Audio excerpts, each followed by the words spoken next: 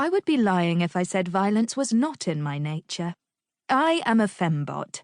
Deceit, seduction, and kicking people in the teeth are my defining characteristics. But there is never any malice involved. I will happily break the odd neck when required, but only in a professional capacity. I wouldn't thump anybody just for the sake of it. Well, not often anyway. And I have certainly never taken any pleasure in watching other people suffer. The same cannot be said for the crowd gathered in the Place de la Révolution. They are a sweaty, unwashed bunch and are baying for blood. A drumbeat pounds steadily away as some poor bloke is led solemnly up the steps onto a wide wooden platform. The crowd are jeering and spitting at him, which seems a little disrespectful, but the young aristocrat is holding his head high as he moves towards the guillotine. I admire his bravery, though a quick zoom in with my new optical sensors shows me the poor lamb is trembling beneath his shirt.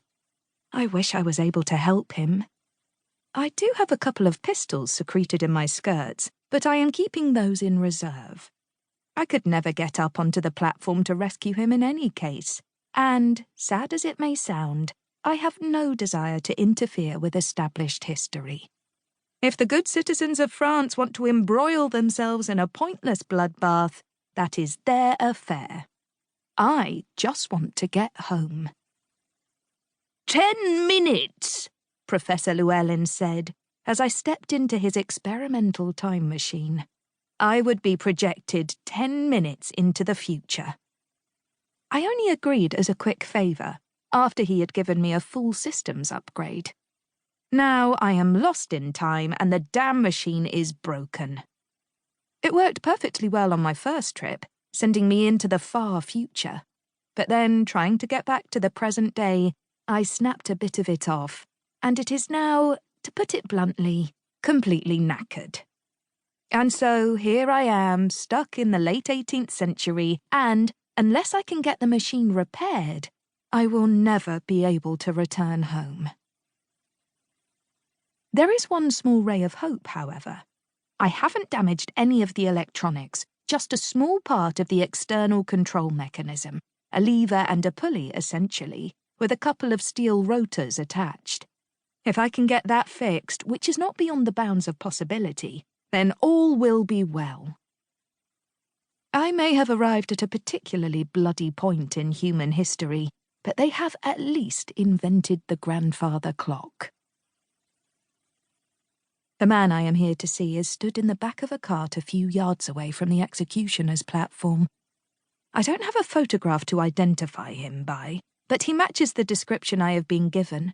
Medium height, blonde hair, blue eyes, and clean-shaven, apart from the sideburns. There are a dozen people in the cart, women as well as men, and nobody else comes close.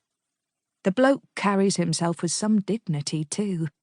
I was worried all that time spent in a Parisian jail might have broken his spirit, or, more disastrously, his hands.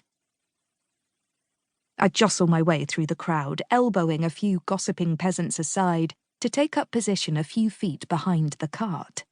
4 guards are standing watch over the prisoners, and there are another half-dozen over at the platform. Unfortunately, the pistols I have with me are single-shot affairs.